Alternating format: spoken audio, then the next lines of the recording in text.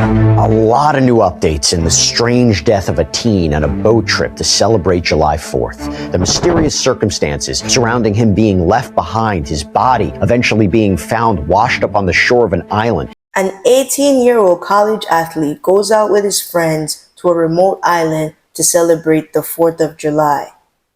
The friends return. Nolan Wells does not. But somehow, Nolan's phone and his keys return to the mainland without him. The family said the information they received does not add up. They have hired civil rights attorney Ben Crump, they've ordered an independent autopsy, and they've started their own investigation into the final hours of their son. Now, let me be clear, unanswered questions are not proof that someone committed a crime. But when an 18-year-old dies under circumstances that his parents can't even understand, every aspect of the timeline has to be examined. And some new details have only created more questions. Now, we're talking about the death of 18-year-old Nolan Wells, a college athlete, a beloved son. He was a young man who police say just went out to celebrate the 4th of July on a barrier island with friends and never came home. Now, we were on this when that devastating news came in. You'll remember earlier this week, we spoke with a member of the United Cajun Navy, someone who was actually a part of that search for Nolan, in the air searching when the news came in that a Park Service ranger had discovered Nolan's body. And since then, there have been some big updates. Before this becomes another internet mystery, we need to remember who Nolan was. Nolan Xavier Wells was 18 years old. He played wide receiver at Southwest Mississippi Community College, and he was preparing to return for another season. His family said that he would have been 19 next month. His coach described him as someone who was social, positive, and could make a conversation with just about anybody. His parents described him as a peacemaker who didn't like fighting or division. The night before the trip, Nolan cooked salmon for his parents. He gave his mom a hug and told her he loved her. And that was the last time she saw him. So this is not content to Nolan's family. You know, this is their kid. This is their child who they loved. According to police, Nolan was last seen at around 3 p.m. on the northwest tip of Horn Island. His friends reportedly told searchers that he wanted to stay behind to talk to a girl, was planning to catch a ride back with another group. They ended up... So here's the basic timeline that investigators are working with. So on 4th of July, Nolan went on a private boat with 3 of his friends. Right? They went out to Horns Island, which is a deserted island off of Mississippi's Gulf Coast. This island is only accessible by boat, right? Around 3 p.m., Nolan's friends say that was the last time they saw him. And he said he's going to stay back on the island because he wants to talk to some girl and he's going to find his way back with another group, right? Sounds normal. Yeah, he's a young guy, wants to talk to a pretty girl. That makes sense. The mother of one of the friends who was on the island, Judge Ashley Cole, says around 4:30 p.m., the group's boat left the island because they were taking on water and they were having some trouble with the pump, right? So they left at 4:30 p.m.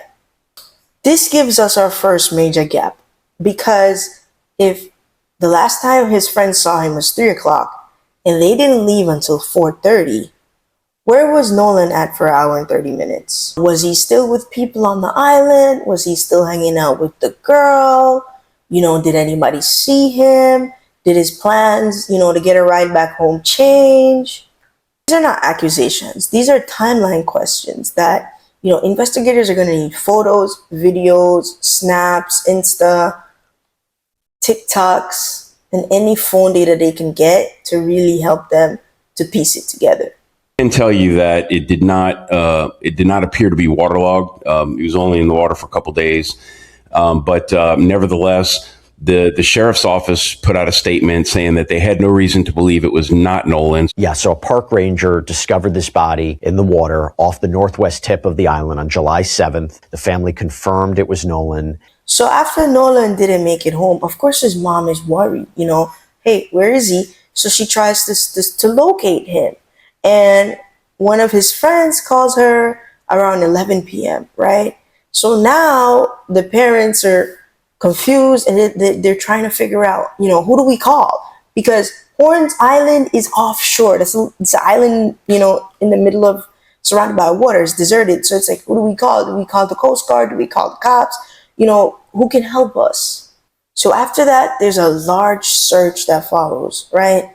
So Nolan's dad goes out on a boat and he's looking for his kid, right? He's out there looking and looking and looking. And around July 6th is when Nolan's body was discovered. On the morning of July 6th, Nolan's body was discovered near the shore of Horns Island. Boy, oh boy. So the authorities suspect that Nolan drowned. But as of right now, there's been no autopsy report. The autopsy report is still pending. The toxicology report is still pending. So there's no confirmed public information of the cause of death. And that distinction is important because suspected drowning is not the same as confirmed cause of death. You know what I'm saying? And, saying no evidence of foul play, that doesn't mean the investigation should stop. All that means is investigators have not publicly identified, evidence that establishes that a crime was committed. They say it's a pretty remote place and there's not a lot of service out there. I don't know how well your cell service works or whatever, but it seems like to me, I'd keep my cell phone. If I have a 19-year-old kid, whether I thought it was going to work or not, it wouldn't occur to me to leave. So that's the biggest question right now. It's actually, it's circumstantial evidence. If that, it's not DNA, it's nothing like that. Why did this kid leave them the cell phone if that's what actually happened? I wasn't there. This is the detail that Nolan's family cannot get past. And personally, I can't get past it too. Nolan, an 18-year-old athlete, on 4th of July weekend, decided to stay on a this deserted island, right? But he gave his keys and his phone to his friends. His mom says Life 360 and Snapchat showed different locations of Nolan because his phone had somehow returned to the mainland without him. And they also say there were no Snapchat videos and pictures in his phone when they received the phone. And Nolan was a person who loved to take videos and pictures all the time. It's 4th of July. I find it weird that there's no pics, no snaps. So the family wants investigators to look into if anything was deleted from the phone, right?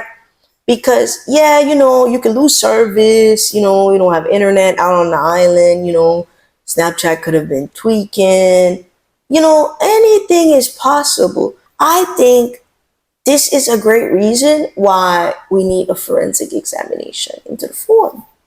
The question isn't just simply, does this look strange? It's more like what can qualified experts actually recover from the phone? Right, so we can have some concrete answers. Friends reportedly told searchers that he wanted to stay behind to talk to a girl, was planning to catch a ride back with another group. They ended up... The family's attorney, Ben Crump, says there's a witness who gave an account that is different from what the friends say happened that night, right? The friends said that the last time they saw Nolan was 3 p.m. and he said he was going to stay behind and talk to a girl. But Crump is saying the girl told him that Nolan said he was going to return back to the boat. So it doesn't automatically mean somebody's lying, because plans can get crossed, people can change their mind about what they're going to do. There's miscommunications. Sometimes when you're interviewing a witness, maybe they get confused, especially during a chaotic holiday on, a crowded island. It's 4th of July. It's packed. People are everywhere. It's hot, it's sunny, it's bright. There's fireworks. There's probably some partying going on.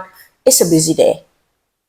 But I think investigators really need to reconcile that statement and figure out what was the truth. What did Nolan tell each person? At what time? Who physically saw him last? Was there a ride that was arranged? Did anyone agree to take responsibility for making sure he got back to the mainland? Why would Nolan plan to stay without his phone and keys? Those are the questions that determine if the original statement makes sense. The judge. There is a judge who is apparently directly connected to this case, now broken her silence. We're talking about Chancery Judge Ashley Cole, whose son was one of the friends out on the boat trip with Nolan, posted a lengthy statement on Facebook saying, quote, "Our son loved Nolan dearly. Unfortunately, I feel that it is appropriate for our family to dispel some rumors with facts based upon the social media attention that is being diverted away from the Wells family and their loss. Our son was interviewed by the Jackson County Sheriff's Department and cooperated fully. He saw Nolan last at around 3 p.m. on July 4th. They left around 4:30 p.m. when the boat was taking on water and they had an issue with the bilge pump. Nolan made a decision to stay on the island and return inland later with another group of friends.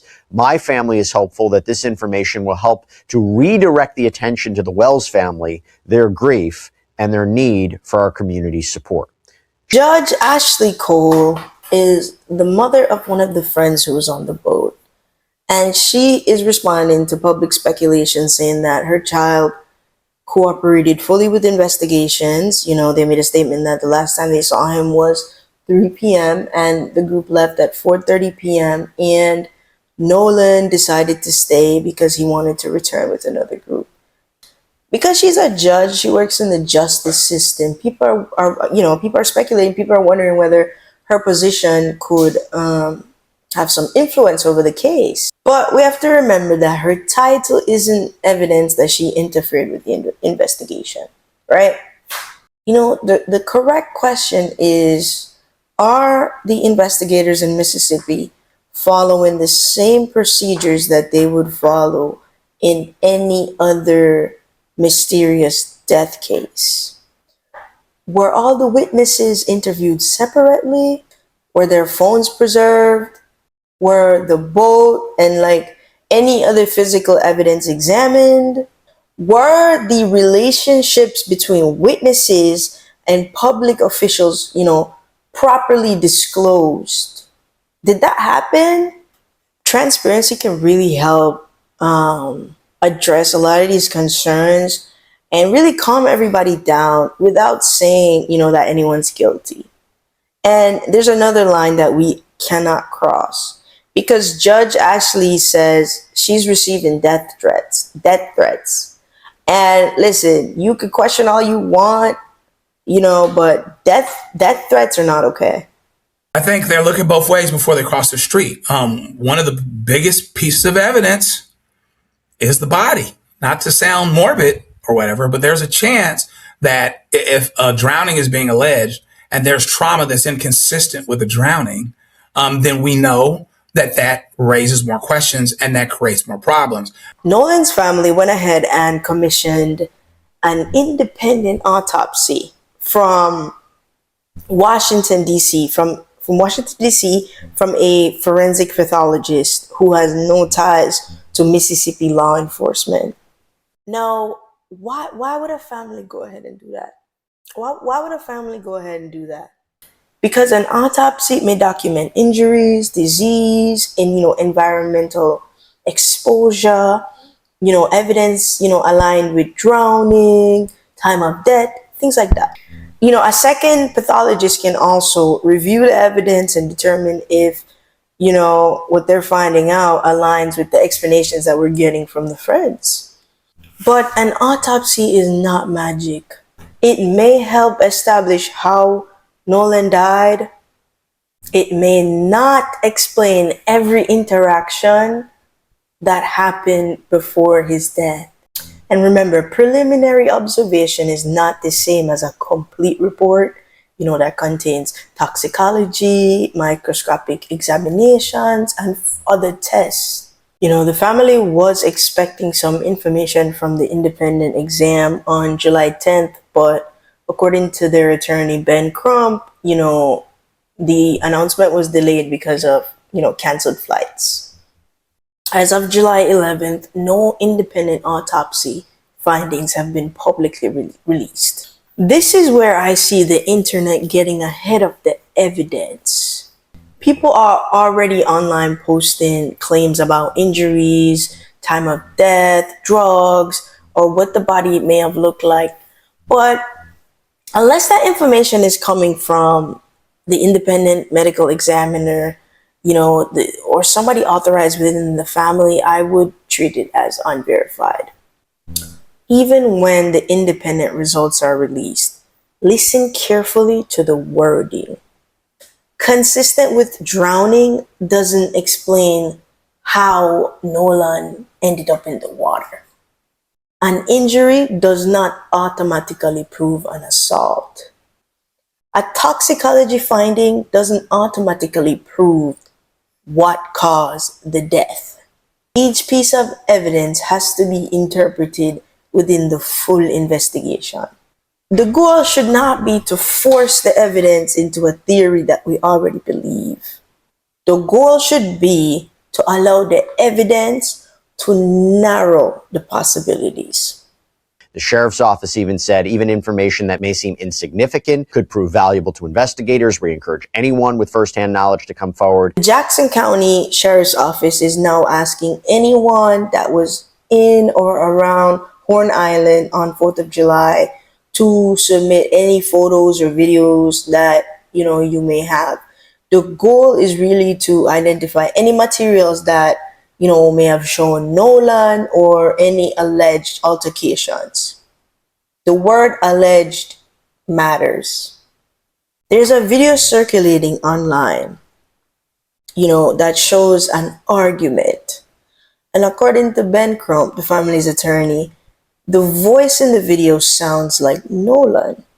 And in this argument, he is demanding that they return his phone.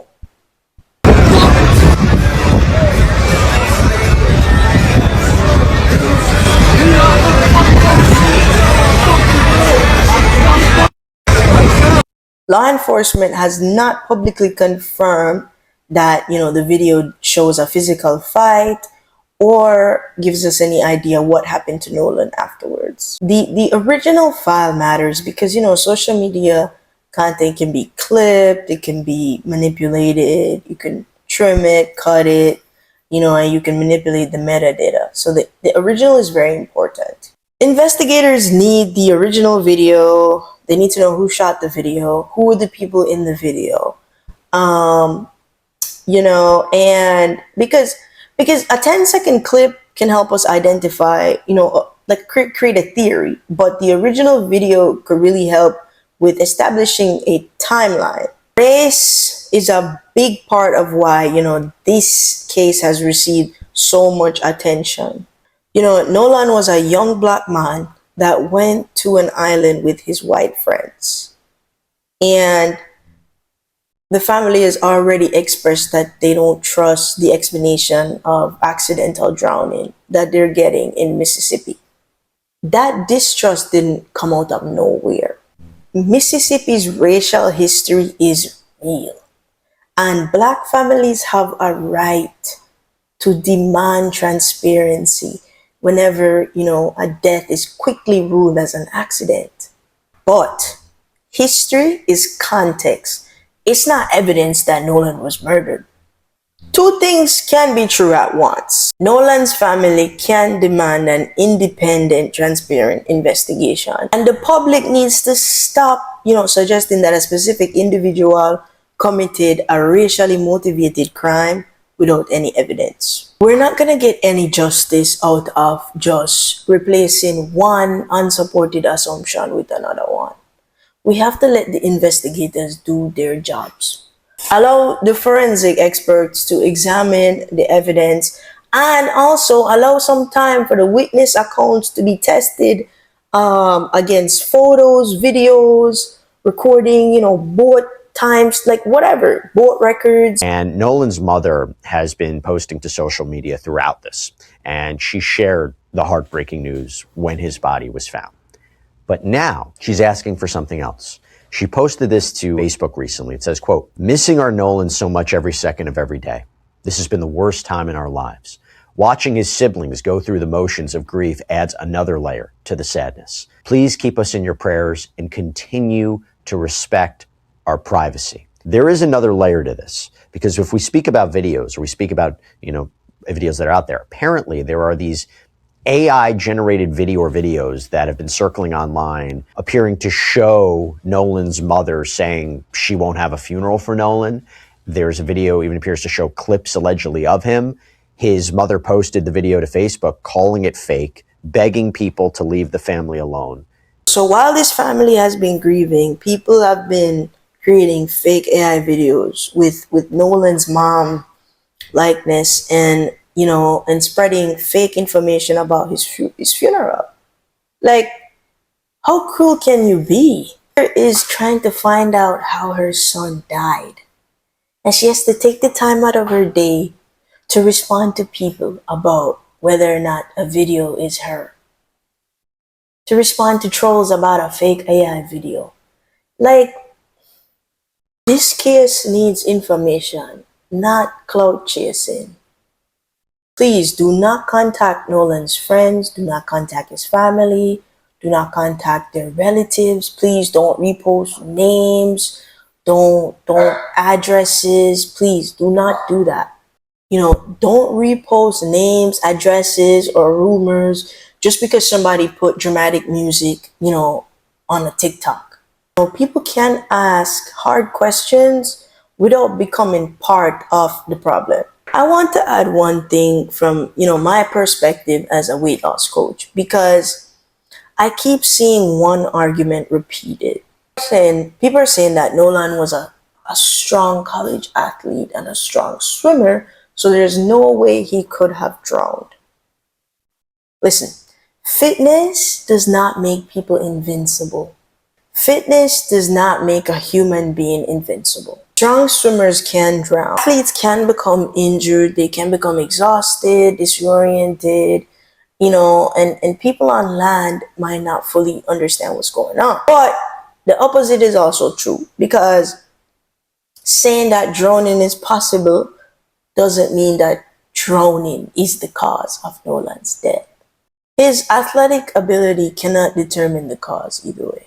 That determination has to come from the evidence, witness accounts, the forensic evidence, the timeline, environmental factors, and, just the reconstruction of Nolan's final movements. As a coach, I understand how, because of Nolan's physical condition, why, the reported explanation is difficult to accept for his parents. They knew him. They knew his personality. They knew his habits. They knew if, he was the type of person to want to leave his phone with his friends and, go out and do his business. That family knowledge matters, but it has to be tested against physical evidence. Here is where the Nolan Wells investigation stands as of July 11th. Nolan's body was found near Horn Island on July 6th. The official Mississippi autopsy and toxicology results remain pending. The independent autopsy has been conducted, but its findings have not yet been publicly released. The Jackson County Sheriff's Office says the investigation remains active and that it does not currently have evidence indicating foul play. Nolan's family and Ben Crump are conducting a separate investigation, including witness interviews and an examination of Nolan's phone. No one has been charged. And no final cause or manner of death has been publicly announced. The central question is simple. What happened to Nolan Wells between the last confirmed time someone saw him alive and the moment his body was discovered? Answering that question will require more than theories. Investigators need to determine who last saw Nolan, why he did not have his phone or keys, whether another ride was arranged, what happened between 3 p.m. to 4:30 p.m., what the original videos show, and what both autopsies ultimately reveal. Nolan family deserves answers, and the friends deserve an investigation based on evidence, not like threats and accusations on the internet. Nolan deserves to be remembered as more than a mystery. He was a son, he was a friend, he was an athlete who went out for 4th of July and never came home. Let me know in the comments below which part of the timeline you believe that investigators need to clear up urgently. All right, and please keep it respectful in the comments. This is a real family that's grieving right now.